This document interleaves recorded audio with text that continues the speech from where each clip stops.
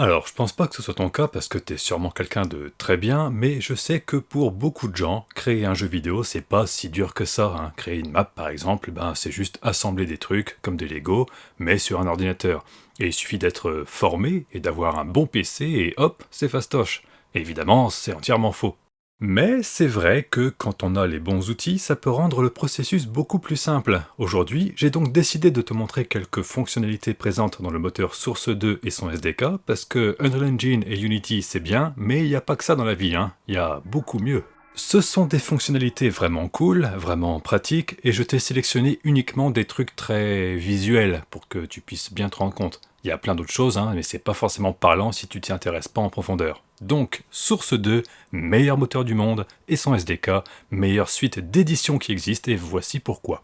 Numéro 1, j'aime bien parce que ça fait comme si c'était une sorte de top et du coup YouTube il aime bien. Donc numéro 1, l'interpolation de la géométrie. Imaginons que je fasse une pièce qui ressemble à ça, par exemple, avec un couloir un peu incurvé, ou même beaucoup incurvé. En 20 secondes, maximum, c'est fait. Ensuite, on va dire que je fais une seconde pièce, avec elle aussi un couloir un peu incurvé. Maintenant, si je veux relier les deux, ça peut être sacrément emmerdant, surtout si les deux n'ont pas la même taille ni le même angle. La solution, je sélectionne l'entrée de chaque pièce et j'appuie sur Alt B. Et voilà, l'éditeur a automatiquement interpolé la géométrie entre mes deux sélections. Ça peut être extrêmement pratique pour faire des couloirs, des tunnels, créer des portions de route, bref, plus besoin de se prendre la tête. Et on peut choisir le niveau d'interpolation avec un simple glissement de la souris. Numéro 2, la physique. Alors, contrairement au moteur Source 1, qui utilisait Avoc pour gérer la physique, donc une technologie qui ne leur appartenait pas, Source 2 utilise un tout nouveau système de physique baptisé Rubicon, développé par Valve pour leur nouveau moteur. L'avantage de ce nouveau moteur physique, c'est qu'il est bien plus puissant, qu'il appartient à Valve et qu'il est parfaitement intégré. Il peut être directement utilisé dans le SDK. Par exemple, si je veux placer un cadavre par terre, je peux placer un ragdoll, lancer une simulation de la physique, et pendant que je crée ma map, je peux directement voir ce que ça rendra en jeu.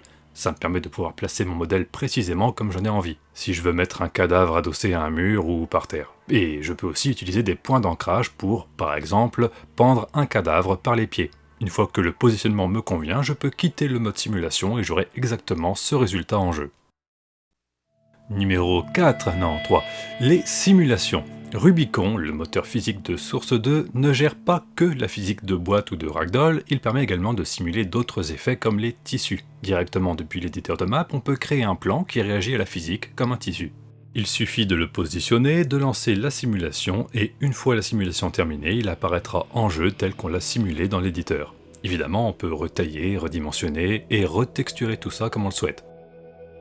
Ça peut être extrêmement pratique pour faire un tapis par terre avec quelques plis et donner du volume à l'environnement plutôt qu'une bête texture toute plate. On peut s'en servir pour faire une nappe sur une table, ou même pour recouvrir des cadavres qu'on aura eux aussi placés de manière réaliste en utilisant la physique. Ça peut être aussi super pratique pour changer l'aspect de certains éléments comme des caisses ou des cartons. Plutôt que d'avoir deux fois la même chose, on peut en recouvrir un avec une bâche en plastique, comme ça on ne voit pas que ce sont les mêmes. On peut aussi recouvrir les deux avec une bâche en plastique, mais positionnée différemment, ce qui donnera un style différent à chaque fois, pour éviter d'avoir l'impression que tout est copié-collé. Numéro 12, non toujours pas, numéro 4, l'éditeur de matériaux. Source 2, ou plutôt son SDK, est livré avec un éditeur de matériaux très avancé, mais qui a aussi quelques fonctions très simples à utiliser qui changent vraiment la vie. Si je reprends une de mes bâches en plastique, en seulement 2 clics, je peux directement changer sa couleur. Même chose si je veux teindre une porte ou à peu près n'importe quoi d'autre, tout se fait rapidement et on a le résultat en temps réel. On dispose également d'un mode peinture qui permet de mélanger plusieurs textures pour dessiner directement pendant la conception de la map et ajouter des nuances à certains endroits. Vraiment pratique. Numéro 5, l'importation de modèles 3D. Alors, importer un modèle 3D dans un moteur de jeu vidéo, ça peut parfois être un peu compliqué. Mauvais format du modèle, mauvais format des textures, boîte de collision physique à modéliser à part. Avec le SDK de Source 2, c'est simple et rapide. On ouvre un modèle 3D et il apparaît. Pas besoin de conversion, de compilation ou d'autres étapes chiantes. Pour la texture, pareil, on l'ouvre dans l'éditeur de matériaux et elle est importée. Ensuite, on peut directement créer un modèle 3D exploitable par Source 2 avec un simple clic droit, fin de l'histoire. Si on veut faire réagir notre modèle 3D à la physique, on peut également créer le maillage physique autour de ce modèle qui servira en jeu pour toutes les collisions. On peut utiliser un maillage strict, un maillage convexe, une boîte de collision. Pour des objets simples, ça ne prend que 2 ou 3 minutes pour être intégré, et surtout, si jamais on a besoin de modifier quelque chose en cours de route, on a toujours la possibilité de le faire sans avoir à tout recommencer. On peut également directement modéliser un objet dans le SDK de Source 2. Pas besoin d'avoir 3ds Max ou Blender d'installer si on veut faire un carton pour notre jeu, c'est quand même plutôt cool. Numéro 6, le système de tiles. Source 2 utilise un système de tiles, ou si tu préfères des tuiles en français, de la même manière que certains jeux vidéo en 2D. Sauf que ce système de tiles est en 3D. On peut donc créer des tuyaux qui s'intègrent parfaitement à la géométrie de notre map. Chaque morceau de tuyau, chaque tile, est modélisé à part dans une tileset. On peut évidemment créer les nôtres si on en a besoin, et chaque tileset a différentes variantes. Dans le cas des tuyaux, on peut les faire monter, les faire descendre, créer des intersections, et on peut même sélectionner certaines sections pour qu'elles utilisent une autre texture, pour faire des tuyaux rouillés par exemple, ou différentes variantes pour rajouter des détails. Pour Half-Life Alyx, Valve a créé des tilesets pour faire des tuyaux, mais aussi des rambardes en métal, des passerelles, des briques, des grillages ou des plafonds. On peut rapidement obtenir un résultat très détaillé en modifiant l'aspect de certaines tuiles, et on peut même dans certains cas déformer légèrement la géométrie pour avoir encore plus de détails et ne pas avoir l'impression que le monde qui nous entoure est entièrement tracé à la règle. Le gros avantage de ce système, c'est que ça permet de travailler très vite tout en ajoutant beaucoup de détails et aussi de standardiser toutes les proportions sur une map.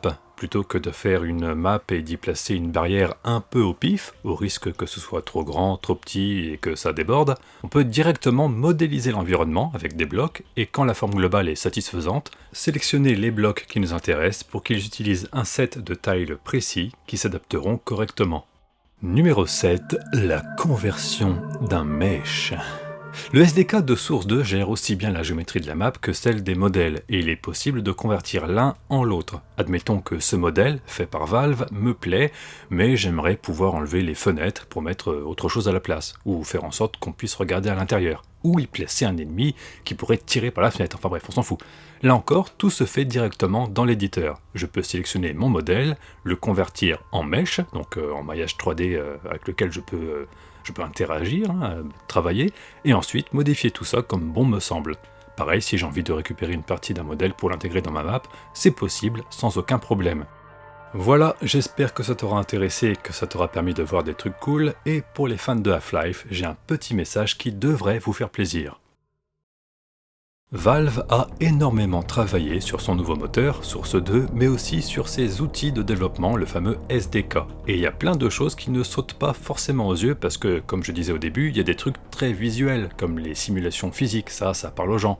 Mais il y a des trucs plus obscurs qui sont très techniques et qui vont surtout intéresser les développeurs. Et entre la qualité de ce nouveau moteur et la puissance de ces nouveaux outils, je prends pas trop de risques pour dire qu'il est très probable qu'on ait un nouveau jeu Half-Life, pas forcément en VR, qui sortira prochainement. Là, tu vois, pour avoir un Half-Life qui se joue au clavier et à la souris, ça m'a pris que quelques minutes. Tout est déjà prêt, le plus gros a été fait. La technologie est là, les outils sont là, il manque plus qu'une équipe pour travailler dessus. Pour avoir un peu mis le nez dedans, et j'insiste sur le un peu, j'ai pu constater que le travail qui avait été fourni est énorme.